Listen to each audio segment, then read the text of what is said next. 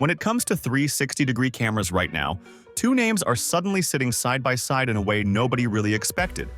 The Insta360 X5, coming from the most established brand in the category, and the Xtra Sphra360, a newer, more mysterious contender that looks confident enough to charge the exact same price. On paper, these two cameras appear evenly matched. Both promise 8K video, creator-friendly workflows, strong stabilization, and premium build quality. But once you dig deeper, it becomes clear that they approach the idea of a modern 360 camera from very different philosophies. One focuses on refinement and reliability, while the other leans heavily into raw specs and aggressive value. So the real question isn't which one is better on a spec sheet, it's which one actually makes more sense for real creators.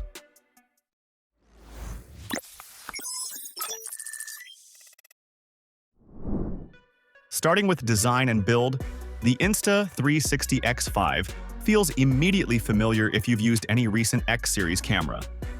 It doesn't try to shock you visually, but it feels purposeful. The shape is nearly identical to the X4, the weight is balanced, and everything feels thoughtfully placed. The touchscreen is large and responsive, the buttons are where you expect them to be, and the overall design feels like the result of years of iteration. The standout hardware upgrade here is the introduction of replaceable lenses.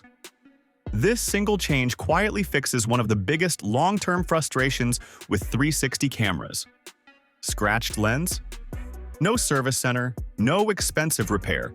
Just swap it yourself in under a minute for around $30.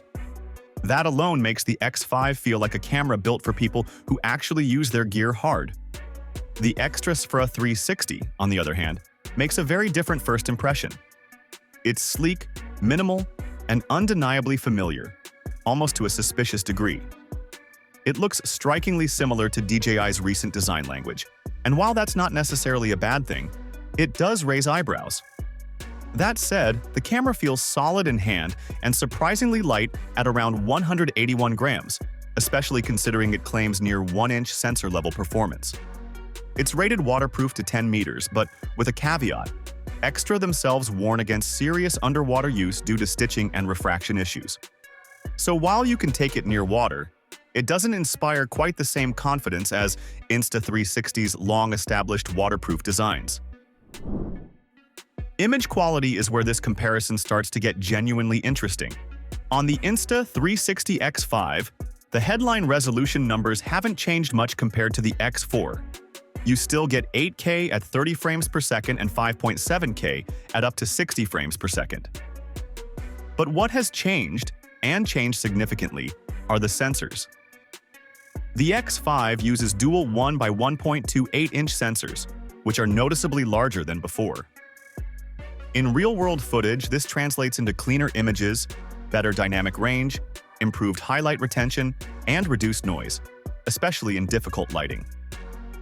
The footage simply looks more polished straight out of the camera, to the point where color grading often feels optional. The Xtra Sphra360 takes a more aggressive approach. It uses a custom square CMOS sensor that Xtra claims performs similarly to a 1-inch sensor, particularly in low light. Whether or not you fully buy that claim, the results are undeniably strong. Photos can reach an enormous 100 megapixels, making it very appealing for virtual tours, landscapes, and high-resolution stills where detail matters. Video tops out at 8K 360 at 24 or 30 frames per second, which is perfectly suited for professional reframing workflows. The image quality is sharp, colors are pleasing, and the wide f1.9 aperture helps a lot indoors and at night. Stitching is generally good, though like all 360 cameras, it struggles with close objects and fine patterns. Where the Insta360 X5 quietly pulls ahead is consistency.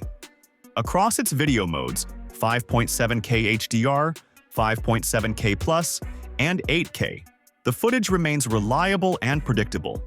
You don't have to fight the camera to get good results. HDR is available in 5.7K, and while it's not dramatic in every scene, it can meaningfully improve high-contrast shots. One of the strongest modes on the X5 is 5.7K at 60 frames per second. which delivers smooth, lifelike footage that feels immersive and sharp, especially for walking shots and action content. Slow motion at 4K 120 frames per second isn't perfect in terms of sharpness, but the motion quality is excellent and very usable. Stabilization is another area where philosophy matters. Insta360's flow state stabilization has been refined over several generations, and it shows. Combined with horizon leveling, the X5 delivers footage that feels almost unnaturally smooth, even during fast movement or handheld walking shots. It's the kind of stabilization you stop thinking about because it just works. The Xtra Sphra360 uses its own system called Motion Master, along with a 360 lock feature to keep the horizon level. In practice, it performs well, very well actually, but side by side, it doesn't quite reach the same level of polish as flow state. Most users will still be happy with it, but perfectionists will notice the difference. Low light performance is where the Insta360 X5 genuinely surprises. Pure video mode uses AI-assisted processing to dramatically improve nighttime footage. Compared to standard video modes, Pure Video delivers brighter exposure, cleaner shadows, and far less noise. It's not magic. You'll still see softness if you zoom heavily. But for wide shots, it's among the best low-light performance we've seen from a consumer 360 camera. The Sphra360 also performs well in low light thanks to its large sensor and wide aperture, but it lacks a dedicated low-light mode, as refined as Pure Video. It does well, but the X5 feels more confident when the sun goes down. Audio is another quiet win for the Insta360 X5. With improved microphones and better wind reduction, it delivers the cleanest onboard audio Insta360 has produced so far. The Sphra360, with its 4 microphones and spatial audio capture, also performs admirably, especially for casual use. However, uncertainty around wireless mic support and Bluetooth audio stability makes it less reassuring for serious creators who rely heavily on clean sound. Storage and workflow highlight one of the Sphra360's smartest decisions. Built-in 105 GB of internal storage is a huge quality-of-life improvement, especially when shooting 8K footage. Add support for microSD cards up to 1 TB, and storage anxiety largely disappears. The Insta360 X5 relies solely on microSD cards, which isn't a deal-breaker, but it does feel slightly old-school by comparison. That said, Insta360's software ecosystem is still more mature. The app is fast, intuitive, and optimized for quick reframing, exporting, and sharing. Files look great straight out of the camera, saving time in post. Reliability and long-term trust are where the biggest gap exists. Insta360 has years of experience, regular firmware updates, a massive user base, and proven support. The X5 feels like a product you can confidently use for years. The Xtra Sphra360, while impressive, carries some uncertainty. Community discussions raise questions about firmware longevity, update frequency, and brand stability.